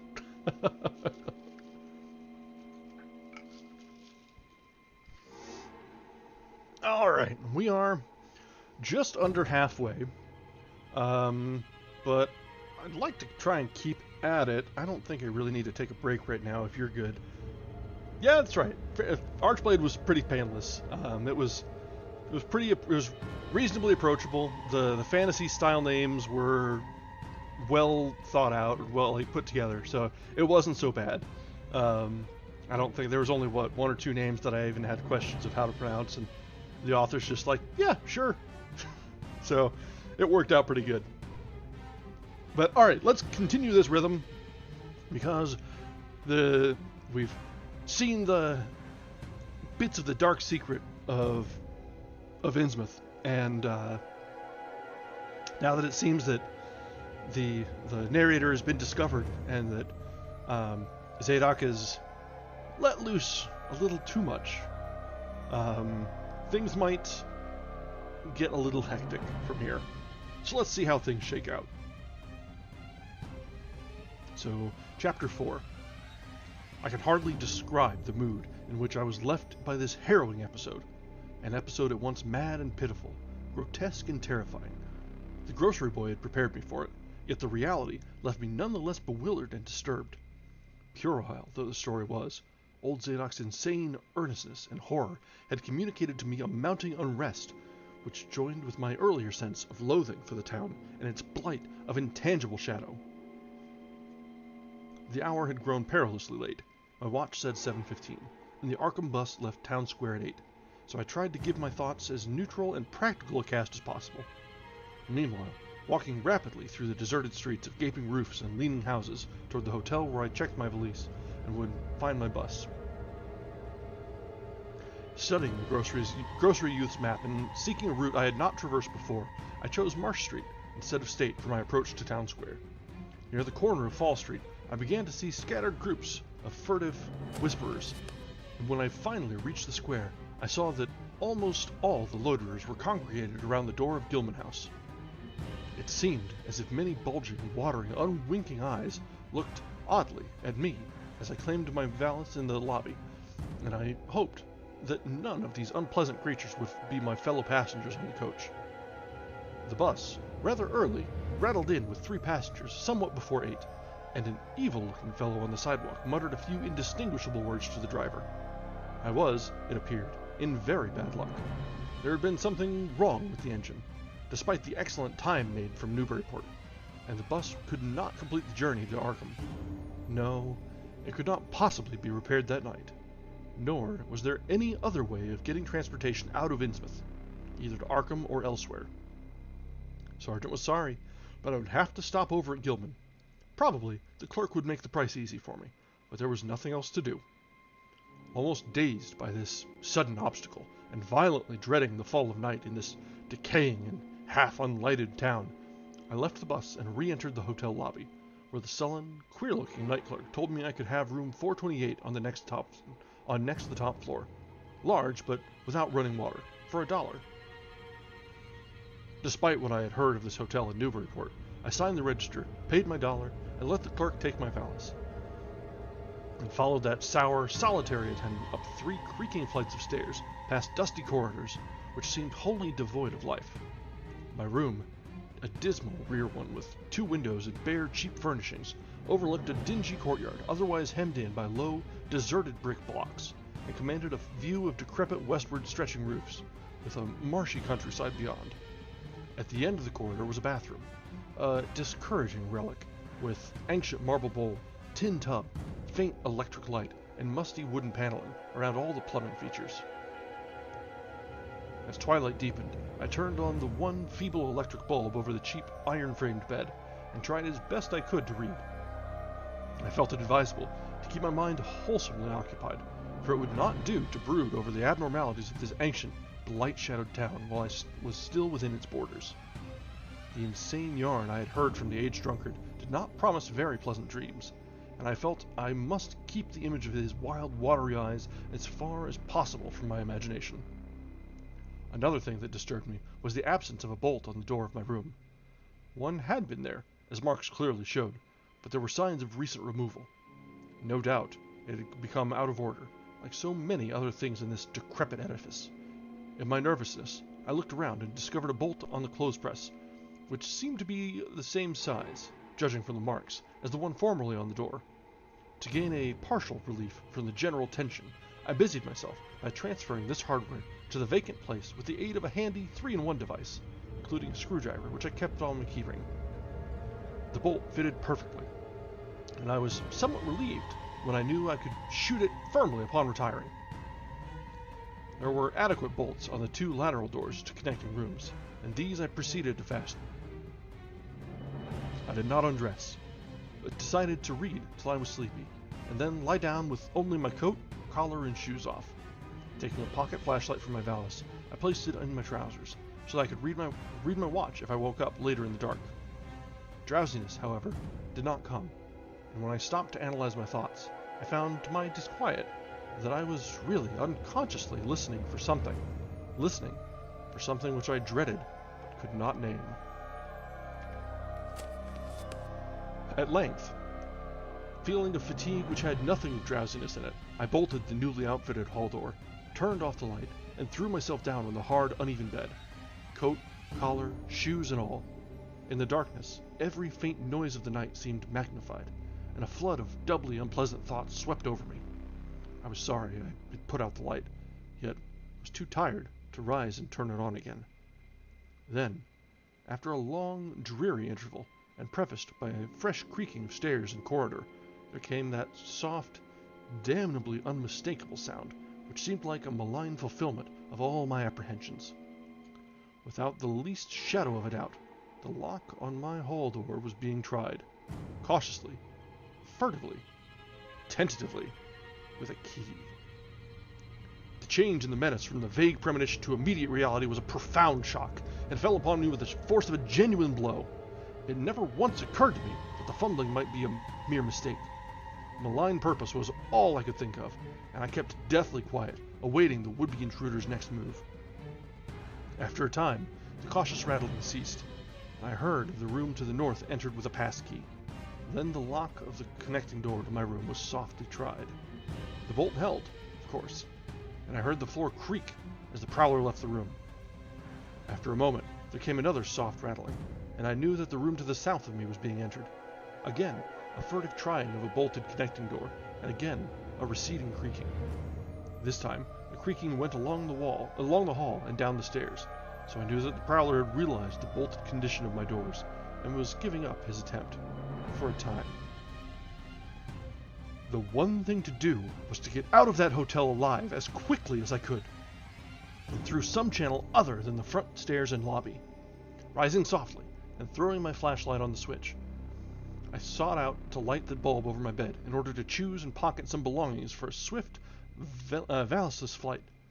Nothing, however, happened, and I saw that the power had been cut off. So, filling my pockets with the flashlight's aid, I put on my hat and tiptoed to the windows to consider chances of descent. Despite the state's safety regulations, there was no fire escape on this side of the hotel, and I saw that my windows commanded only a sheer 3-story drop to the cobbled courtyard. On the right and left, however, some ancient brick business blocks abutted on the hotel, their slant roofs coming up to a reasonable jumping distance from my 4th-story level. To reach either of these lines of buildings, I would have to be in a room 2 doors from my own, in one case on the north, and in the other case on the south. And my mind instantly set to work calculating what chances I had of making the transfer. First, I reinforced my own outer door by pushing the bureau against it, little by little, in order to make a minimum of sound. Then, gathering from the grocery boy's map that the best route out of town was southward, I glanced first at the connecting door on the south side of the room. It was designed to open in my direction. Hence, I saw, after drawing the bolt and finding other fastenings in place, it was not a favorable one for forcing. Accordingly, abandoning it as a route, I cautiously moved the bedstead against it to hamper any attack which might be made on it later from the next room. The door on the north was hung open away from me, and this, though a test proved it to be locked or bolted from the other side, I knew must be my route. If I could gain the roofs on the building in Payne Street and descend successfully to the ground level, I might perhaps dart through the courtyard and the adjacent or opposite buildings to Washington or Bates, or else emerge in Payne and edge around southward into Washington. In any case, I would aim to strike Washington somehow and quickly get out of the town square region. My preference would be to avoid Payne, since the fire station there might be open all night. I was irresolutely speculating on when I had better attack the northward door, and on how I could least audibly manage it, when I noticed that the vague noises underfoot had given place to a fresh and heavier creaking of the stairs. A wavering flicker of light showed through my transom, and the boards of the corridor began to groan with a ponderous load. Muffled sounds of possible vocal origin approached, and at length a firm knock came at my outer door. For a moment, I simply held my breath and waited. Eternities seemed to elapse, and the nauseous, fishy odor of my environment seemed to mount suddenly and spectacularly. Then the knocking was repeated, continuously, and with growing insistence.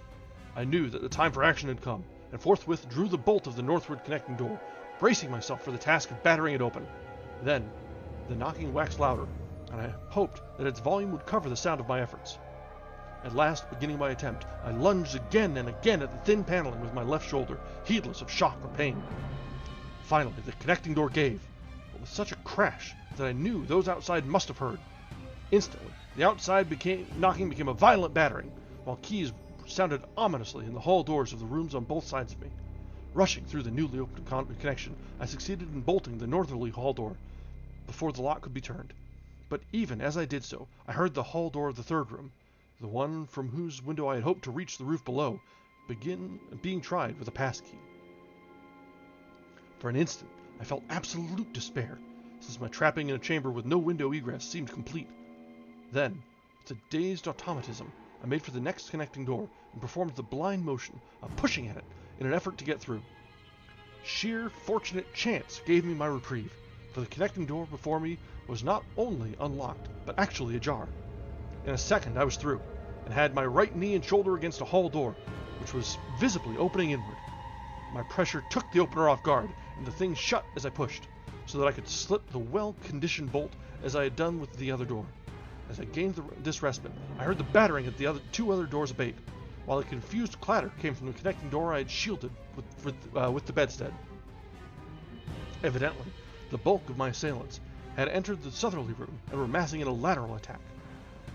But at the same moment, a passkey sounded in the next door to the north, and I knew that a nearer peril was at hand. The northward connecting door was wide open, but there was no time to think about checking the already turning lock in the hall. All I could do was to shut and bolt the open connecting door, as well as its mate on the opposite side, pushing a bedstead against the one and a bureau against the other, and moving a washstand in front of the hall door. I must, I saw, trust to such makeshift barriers to shield me till I could get out of the window and on the roof of the Payne Street block. But even in this acute moment, my chief horror was something apart from the immediate weakness of my defenses. I was shuddering because not one of my pursuers, despite some hideous pantings, gruntings, and subdued barkings at odd intervals, was uttering an intelligible vocal sound. As I moved the furniture and rushed towards the windows, I heard a frightful scurrying along the corridor toward the room north of me, and perceived that the southward battering had ceased. Plainly, most of my opponents were about to concentrate against the feeble connecting door, which they knew must open directly on me. Outside, the moon played on the ridgepole of the block below, and I saw that the jump would be desperately hazardous because of the steep surface on which I must land. The clatter at the northerly connecting door was now terrific, and I saw that the weak paneling was beginning to splinter. Obviously, the besiegers had brought some ponderous object into play as a battering ram. The bedstead, however, still held firm, so that I had at least a faint chance of making good my escape. As I opened the window, I noticed that it was flanked by heavy velour draperies, suspended from a pole by brass rings, and also that there was a large projecting catch for the shutters on the exterior. Seeing a possible means of avoiding the dangerous jump, I yanked at the hangings and brought them down, pole and all, then quickly hooking 2 of the rings in the shutter catch and flinging the drapery outside. The heavy folds reached fully to the abutting roof, and I saw that the rings and catch would be likely to bear my weight. So climbing out of the window and down the improvised rope ladder, I left behind me forever the morbid and horror-infested fabric of the Gilman house. I landed safely on the loose slates of the steep roof, and succeeded in gaining the gaping black skylight without a slip. The place inside was ghoulish looking, but I was past minding such impressions, and made at once for the staircase revealed by my flashlight.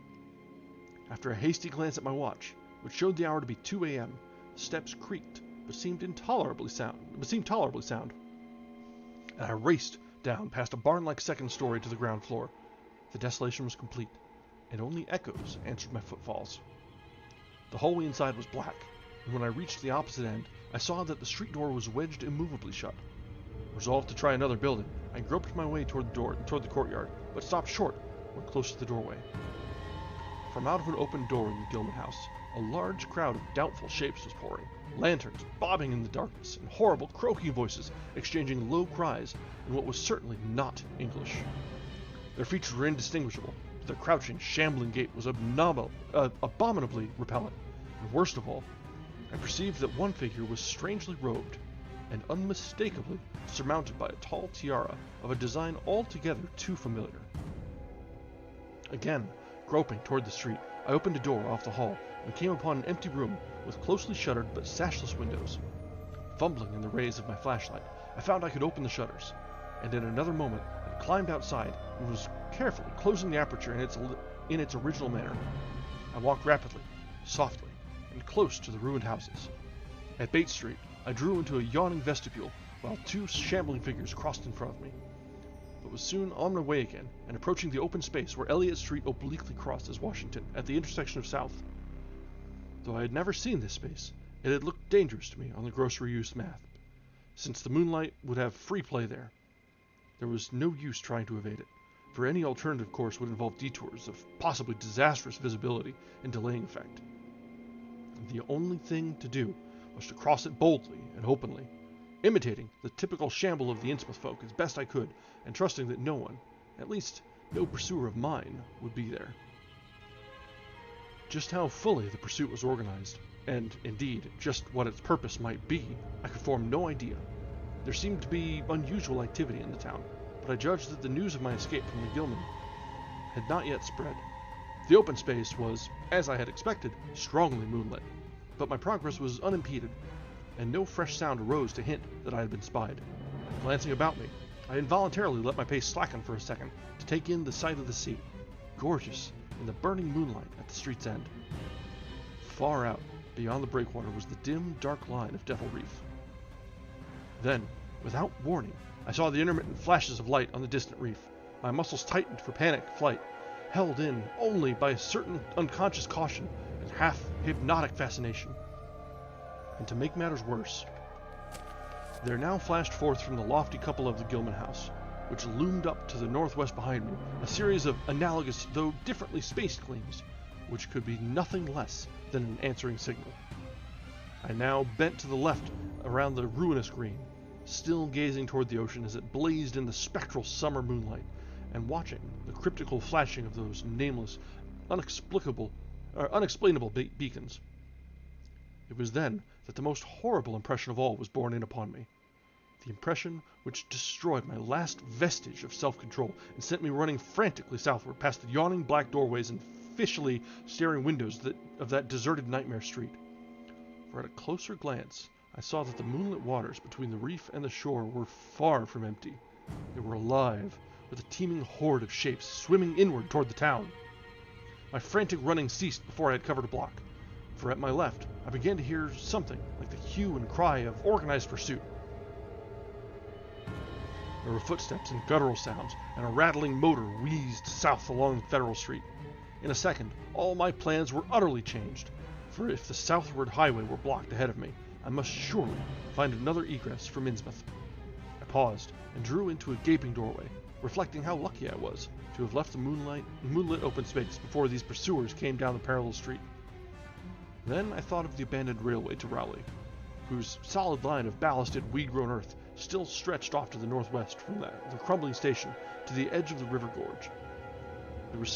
There was just a chance that the townfolk would not think of that.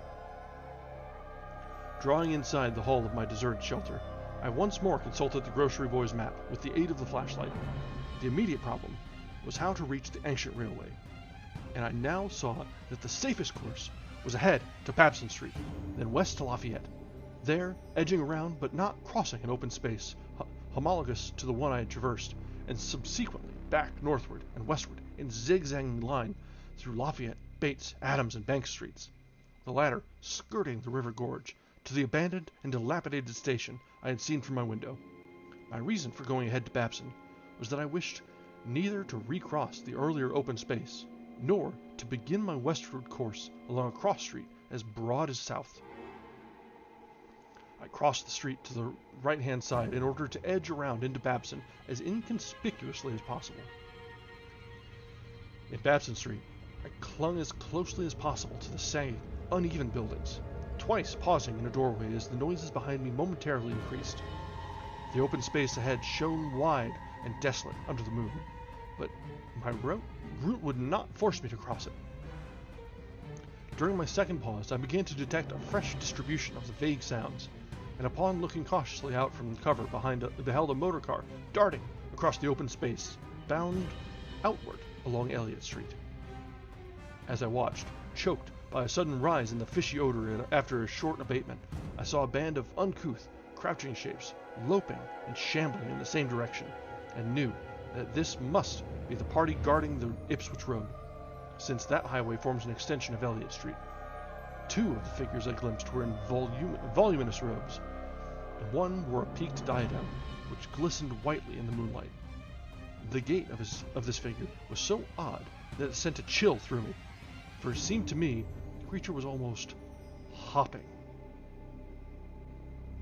When the last of the band was out of sight, I resumed my progress, darting around the corner into Lafayette Street and crossing Elliott very hurriedly, lest the stragglers of the party be still advancing along that thoroughfare. I did hear some croaking and clattering sounds far off toward Town Square, but accomplished the passage without disaster. My greatest dread was in recrossing broad and moonlit South Street, with its seaward view, and I had to nerve myself for the ordeal. Someone might easily be looking, and possible Elliott Street stragglers could not fail to glimpse me from either of 2 points. At the last moment, I decided I had better slacken my trot and make the crossing as before, in the shambling gait of an average Innsmouth native. I had not quite crossed the street when I heard muttering band advancing along Washington from the north. As they reached the broad open space where I had had my first disquieting glimpse of the moonlight water, I could see them plainly only a block away, and was horrified by the bestial abnormality of their faces and the dog-like subhumanness of their crouching gait. One man moved in a positively simian way, with long arms frequently touching the ground, while another figure, robed and tiaraed, seemed to progress in an almost hopping fashion. I judged this party to be the one I had seen in the Gilman's courtyard, the one, therefore, most closely on my trail. As some of the figures turned to look in my direction, I was transfixed with fright, yet managed to preserve the casual shambling gait I had assumed. To this day, I do not know whether they saw me or not. If they did, my stratagem must have deceived them, for they passed on across the moonlit space without varying their course, meanwhile croaking and jabbering in some hateful guttural patois that I could not identify.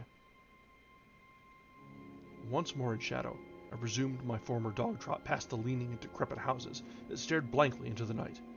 Having crossed to the western sidewalk, I rounded the nearest corner into Bates Street, where I kept close to the buildings on the southern side. At last, I saw the ancient arcaded station, or what was left of it, and made directly for the tracks that started from its farther end. The rails were rusty, but mainly intact, and not more than half the ties had rotted away. Walking or running on such a surface was very difficult, but I did my best. and on the whole made very fair time. For some distance, the line kept on along the gorge's brink, but at length I reached the long covered bridge where it crossed the chasm at a dizzy height. The condition of this bridge would determine my next step. If humanly possible, I would use it. If not, I'd have to risk more street wandering and take the nearest intact highway bridge. The vast, barn-like length of the old bridge gleamed spectrally in the moonlight, and I saw that the ties were safe, for at least a few feet within. I began to use my flashlight, and was almost knocked down by the cloud of bats that flapped past me. About halfway across, there was a perilous gap in the ties, which I feared for a moment would halt me. But in the end, I risked a desperate jump, which fortunately succeeded. I was glad to see the moonlight again when I emerged from that macabre tunnel. The old tracks crossed River Street at a grade, and at once veered off into a region increasingly rural, and with less and less of Innsmouth's abhorrent fishy odor. Here, the dense growth of weeds and briars hindered me and cruelly tore my clothes, but I was none the less glad that they were there to give me concealment in case of peril. I knew that much of my route must be visible from the Rowley Road. The marshy region began very shortly, with the single track of a low, grassy embankment. Then came a sort of island of higher ground, where the line passed through a shallow open cut choked with bushes and brambles. I was very glad of this partial shelter, since at this point the Rowley Road was uncomfortably near, according to my window view. Just before entering the cut, I glanced behind me, but saw no pursuer. The ancient spires and roofs of decaying Innsmouth gleamed lovely and ethereal in the magic yellow moonlight. I thought of how they must have looked in the old days, before the shadow fell. Then, as my gaze circled inland from the town, something less tranquil arrested my notice and held me immobile for a second. What I saw, or fancied I saw, was a disturbing suggestion of undulant motion far to the south, a suggestion which made me conclude that a very large horde must be pouring out of the city along the level Ipswich Road. The distance was great. I could distinguish nothing in detail, but I did not at all like the look of that moving column. All sorts of unpleasant conjectures crossed my mind. I thought of those very extreme Innsmouth types, said to be hidden in crumbling, centuried warrens near the waterfront. I thought, too, of those nameless swimmers I had seen, counting the parties so far glimpsed, as well as those presumably covering other roads. The number of my pursuers must be strangely large for a town so depopulated as Innsmouth. Who were they? Why were they here? If such a column of them was scouring Ipswich Road, would the patrols on the other roads be likewise augmented? I had entered the brush-grown cut, and was struggling along at a very slow pace when that damnable fishy odor again waxed dominant. There were sounds, too, a kind of wholesale, colossal flopping or pattering, which somehow called up images of the most detestable sort. And then both stench and sounds grew stronger, so that I paused, shivering, and grateful for the cut's protection. It was here, I recalled, that the Rowley Road drew so close to the old railway before crossing westward and diverging. Something was coming along that road, and I must lie low till its passage and vanishment in the distance. Crouched in the bushes of that sandy cleft, I felt reasonably safe, even though I knew the searchers would have to cross the track in front of me, not much more than 100 yards away. I would be able to see them, but they could not, except by a malign miracle, see me. All at once, I began dreading to look at them as they passed. I saw the close, moonlit space where they would surge by, and had curious thoughts about the irredeemable pollution of that space. They would perhaps be the worst of all Innsmouth types. Something one would not care to remember. The stench waxed overpowering, and the noises swelled to a bestial babble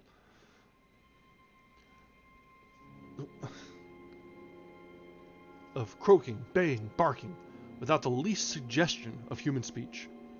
Were these indeed the voices of my pursuers? That flopping or pattering was monstrous. I could not look upon the degenerate creatures responsible for it. I would keep my eyes shut till the sounds receded toward the west. The horde was very close now, the air foul with their hoarse snarlings, and the ground almost shaking with their alien-rhythmed footfalls. My breath nearly ceased to come, and I put every ounce of my willpower into the task of holding my eyelids down. I am not even yet willing to say whether what followed was a hideous actuality or only a nightmare hallucination. The latter action of the government, after my frantic appeals, would tend to confirm it as a monstrous truth.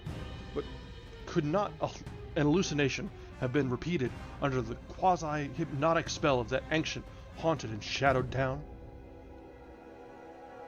But I must try to tell what I thought. I saw, that night, under the mocking yellow moon. Saw, surging and hopping down the Rowley Road in plain sight in front of me as I crouched among the wild brambles of that desolate railway cut. Of course, my resolution to keep my eyes shut had failed. It was foredoomed to failure. For who could crouch blindly while a legion of croaking, baying entities of unknown source flopped noisomely past, scarcely more than 100 yards away? For I knew that a long section of them must be plainly in sight, where the sides of the cut flattened out and the road crossed the track. And I could no longer keep myself from sampling whatever horror that leering yellow moon might have to show. It was the end, for whatever remains to me of life on the surface of this earth, of every vestige of mental peace and confidence in the integrity of nature and of the human mind. Can it be possible that this planet has actually spawned such things that human eyes have truly seen as objective flesh that man has hitherto known only in febrile fantasy and tenuous legend? And yet I saw them in a limitless stream, flopping, hopping, croaking, bleeding, surging inhumanly through the spectral moonlight in a grotesque, malignant saraband of fantastic nightmare. And some of them had tall tiaras of that nameless, whitish gold metal, and some were strangely robed, and one, who led the way, was clad in a ghoulishly humped black coat and striped trousers, and had a man's felt hat perched on the shapeless thing that answered for a head. I think their predominant color was a grayish green, though they had white bellies. They were mostly shiny and slippery, but the ridges of their backs were scaly. Their forms vaguely suggested the anthropoid, while their heads were the heads of fish, with prodigious, bulging eyes that never closed. At the sides of their necks were palpitating gills, and their long paws were webbed. They hopped irregularly, sometimes on 2 legs, sometimes on 4. I was somehow glad they had no more than 4 limbs. Their croaking, baying voices, clearly used for articulate speech, held all the dark shades of expression which their staring faces lacked. But for all their monstrousness, they were not unfamiliar to me. I knew too well what they must be. For was not the memory of that evil tiara at Newburyport still fresh? They were the blasphemous fish frogs of the nameless design, living and horrible, and as I saw them, I knew also of what that humped, tiaraed priest in the black church basement had so fearsomely reminded me. Their number was past guessing. It seemed to me that there were limitless swarms of them, and certainly my momentary glimpse could have shown only the least fraction. In another instant, everything was blotted out by a merciful fit of fainting, the first I had ever had. It's the end of chapter 4. It's a frenzied flight from the hotel with perfect timing, just as they were starting to try and burst into his room. That was a fun little read. Nice pacing on that, actually.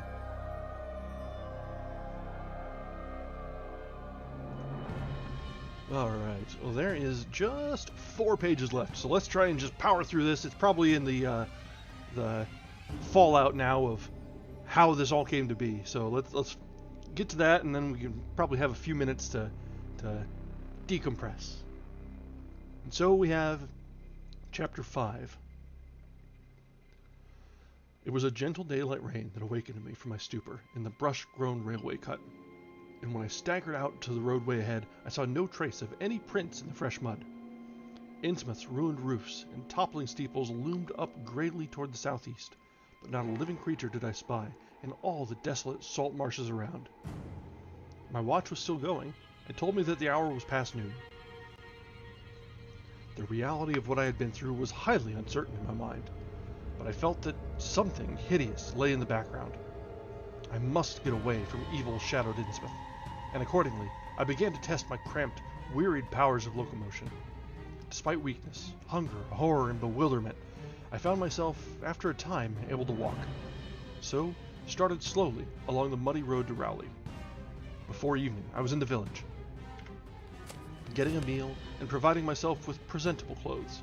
I caught the night train to Arkham, and the next day talked long and earnestly with government officials there, a process I later repeated in Boston. With the main result of these colloquies, the public is now familiar. And I wish, for normality's sake, there were nothing more to tell. Perhaps it is madness that has overtaken me, yet perhaps a greater horror, or a greater marvel, is reaching out. I dared not look for that piece of strange jewelry said to be in the Miskatonic University Museum. I did, however, improve my stay in Arkham by collecting some genealogical notes I had long wished to possess. Very rough and hasty data, it is true, but capable of good use later on, when I might have time to collate and codify them. The curator of the Historical Society there, Mr. E. Lapham Peabody, was very courteous about assisting me, and expressed unusual interest when I told him I was a grandson of Eliza Orne of Arkham, who was born in 1867, and had married James Williamson of Ohio at the age of 17. It seemed that a maternal uncle of mine had been there many years before on a quest much like my own, and that my grandmother's family was the topic of some local curiosity. There had, Mr. Peabody said, been considerable discussion about the marriage of her father, Benjamin Orne, just after the Civil War, since the ancestry of the bride was peculiarly puzzling. That bride was understood to have been an orphaned Marsh of New Hampshire, a cousin of the Essex County Marshes. But her education had been in France, and she knew very little of her family. A guardian had deposited funds in a Boston bank to maintain her and her French governess. But that guardian's name was unfamiliar to Arkham people, and in time he dropped out of sight, so that the governess assumed his role by court appointment. The Frenchwoman, now long dead, was very taciturn, and there were those who said she could have told more than she did. But the most baffling thing was the inability of anyone to place the recorded parents of the young woman, Enoch and Lydia Meserve Marsh, among the known families of New Hampshire. Possibly, many suggested, she was the natural daughter of some Marsh of prominence. She certainly had the true Marsh eyes. Most of the puzzling was done after her early death, which took place at the birth of my grandmother, her only child. Having formed some disagreeable impressions connected with the name of Marsh, I did not welcome the news that it belonged on my own ancestral tree. Nor was I pleased by Mr. Peabody's suggestion that I had the true Marsh eyes myself. However, I was grateful for the data, which I knew would prove valuable, and took copious notes and lists of book references regarding the well-documented Orne family. I went directly home to Toledo from Boston, and later spent a month at Maumee recuperating from my ordeal.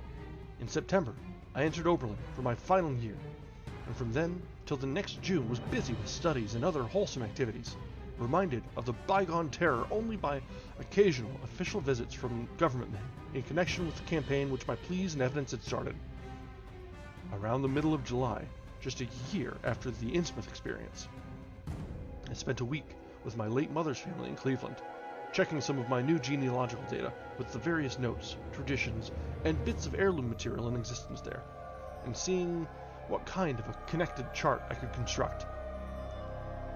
I did not exactly relish this task, for the atmosphere of the Williamson home had always depressed me. There was a strain of morbidity there, and my mother had never encouraged my visiting her parents as a child, although she always welcomed her father when he came to Toledo. My Arkham-born grandmother had seemed strange and almost terrifying to me, and I do not think I grieved when she disappeared. I was 8 years old then, and it was said that she had wandered off in grief after the suicide of my Uncle Douglas, her eldest son. He had shot himself after a trip to New England, The same trip, no doubt, which had caused him to be recalled to the Arkham Historical Society. This uncle had resembled her, and I had never liked him either. Something about the staring, unwinking expression of both of them had given me a vague, unaccountable uneasiness. My mother and Uncle Walter had not looked like that. They were like their father, though poor little cousin Lawrence, Walter's son, had been an almost perfect duplicate of his grandmother before his condition took him to the prominent seclusion of a sanitarium at Canton. I had not seen him in 4 years, but my uncle once implied that his state, both mental and physical, was very bad. This worry had probably been a major cause of his mother's death 2 years before. My grandfather and his widowered son Walter now comprised the Cleveland household, but the memory of older times hung thickly over it. I still disliked the place, and tried to get my researches done as quickly as possible. Williamson records and traditions were supplied in abundance by my grandfather, though for Orin material I had to depend on my Uncle Walter, who put at my disposal the contents of all his files, including notes, letters, cuttings, heirlooms, photographs, and miniatures. It was in going over the letters and pictures on the Orin side that I began to acquire a kind of terror of my own ancestry. As I have said, my grandmother and Uncle Douglas had always disturbed me. Now, years after their passing, I gazed at their pictured faces with a measurably heightened feeling of repulsion and alienation. I could not at first understand the change, but gradually, a horrible sort of comparison began to obtrude itself on my unconscious mind, despite the steady refusal of my consciousness to admit even the least suspicion of it. It was clear that the typical expression of these faces now suggested something it had not suggested before, something which would bring stark panic if too openly thought of. But the worst shock came when my uncle showed me the Orin jewelry in a downtown safe deposit vault. Some of the items were delicate and inspiring enough, but there was one box of strange old pieces descended from my mysterious great-grandmother, which my uncle was almost reluctant to produce. They were, he said, of very grotesque and almost repulsive design. As my uncle began slowly and grudgingly to unwrap the things, he urged me not to be shocked by the strangeness and frequent hideousness of the designs. There were 2 armlets, a tiara, and a kind of pectoral, the latter having in high relief certain figures of almost unbearable extravagance. He seemed to expect some demonstration when the first piece, the tiara, became visible, but I doubt if he expected quite what actually happened. I did not expect it either, for I thought I was thoroughly forewarned regarding what the jewelry would turn out to be. What I did was to faint silently away, just as I had done in that briar-choked railway cut a year before. From that day on, my life has been a nightmare of brooding and apprehension, nor do I know how much is hideous truth and how much madness. My great-grandmother had been a Marsh of unknown source, whose husband lived in Arkham, and did not old Zadok say that the daughter of Obed Marsh, by a monstrous mother, was married to an Arkham man through a trick? What was it the ancient toper had muttered about the likeness of my eyes to Captain Obed's? In Arkham, too, the curator had told me I had the true Marsh eyes. Was Obed Marsh my own great-great-grandfather? Who, or what, then, was my great-great-grandmother? Perhaps this was all madness. Those whitish gold ornaments might easily have been bought from some Innsmouth sailor by the father of my great-grandmother, whoever he was. And that look in the staring-eyed faces of my grandmother and self-slain uncle might be sheer fancy, bolstered up by the Innsmouth shadow, which had so darkly colored my imagination. But why had my uncle killed himself after an ancestral quest in New England? For more than 2 years I fought off these reflections, with partial success. My father secured me a place in an insurance office, and I buried myself in routine as deeply as possible. In the winter of 1930-31, however, the dreams began. They were very sparse and insidious at first, but increased in frequency and vividness as the weeks went by. Great watery spaces opened out before me, and I seemed to wander through titanic, sunken porticos and labyrinths of weedy cyclopean walls and grotesque fishes as my companions. Then the other shapes began to appear, filling me with nameless horror the moment I woke. But during the dreams, they did not horrify me at all.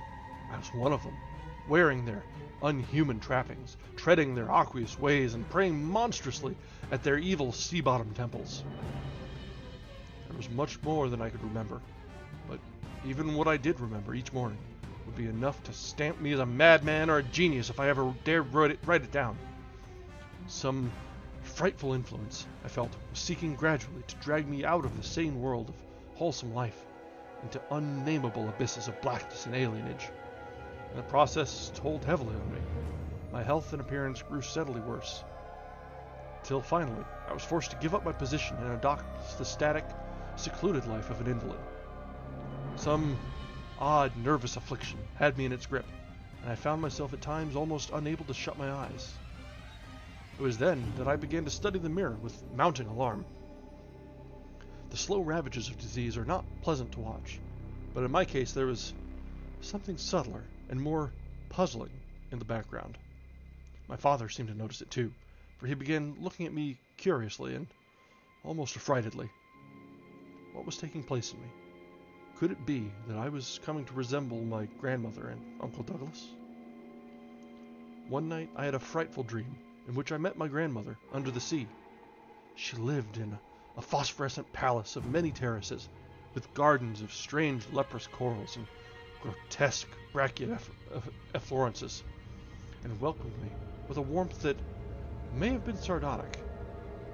She had changed, as those who take to the water change, and told me she had never died. Instead, she had gone to a spot her dead son had learned about, and had leaped to a realm whose wonders, destined for him as well, he had spurned with a smoking pistol. This was to be my realm too. I could not escape it. I would never die, but would live with those who had lived since before man ever walked the earth.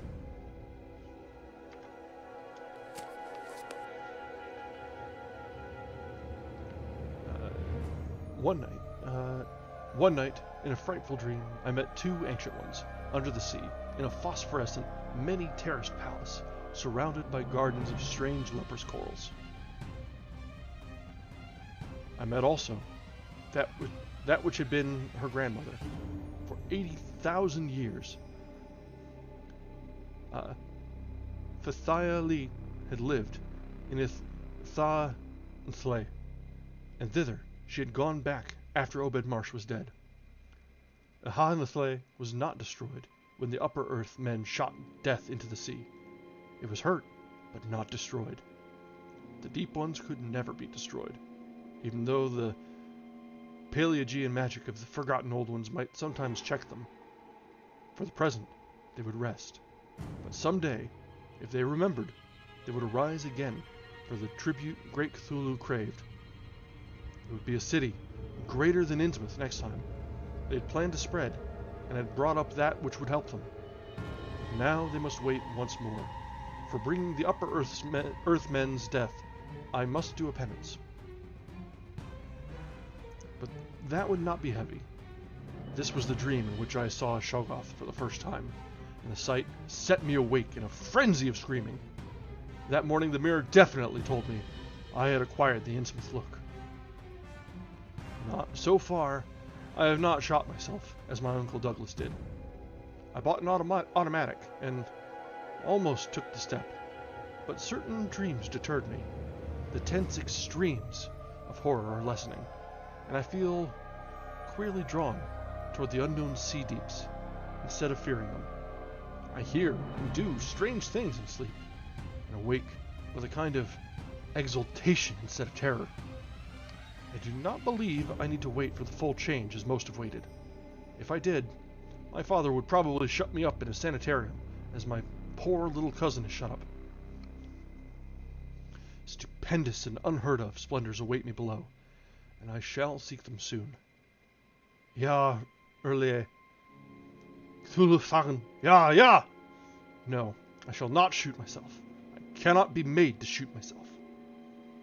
I shall plan my cousin's escape from that Canton madhouse, and together we shall go to Marvel's Shadow Over Innsmouth. We shall swim out to that brooding reef in the sea, and dive down through black abysses to Cyclopean and many-columned Johannisle. And in that lair of the deep ones, we shall dwell amidst wonder and glory forever. And that is the end of the Shadow Over Innsmouth. Kind of saw the twist there at the end coming as soon as they had mentioned, or probably could have seen it when he was talking with the old man, but it didn't really click until he got to the Muscatonic, or over to Arkham. But whoo boy, that was pretty good. I can definitely, now that we've finished it, your comment that it was said to be inspired by his discovering his Welsh ancestry. I don't know if it actually was, but I could totally understand it. Like, it's like knowing Lovecraft's personality and his predilections. That sort of shock could probably have evinced itself in a story like this. I mean, it's a direct correlation, but it's hard to tell whether it would be, whether that's just kind of grasping at straws or trying to find a connection, you know? It's hard telling. I would understand it if that were true, but maybe a little doubt. It's a fun idea. But that twist into almost body horror, in addition to everything else that was going on before, was interesting. Definitely. Well, that was fun. We got into the weird and the horrific, the terrifying novelette. We'll probably do another one or two Lovecraft before we move on to our next book story. I'm not sure what the next one will be, but as I mentioned when we were starting, there isn't really a suggested reading order.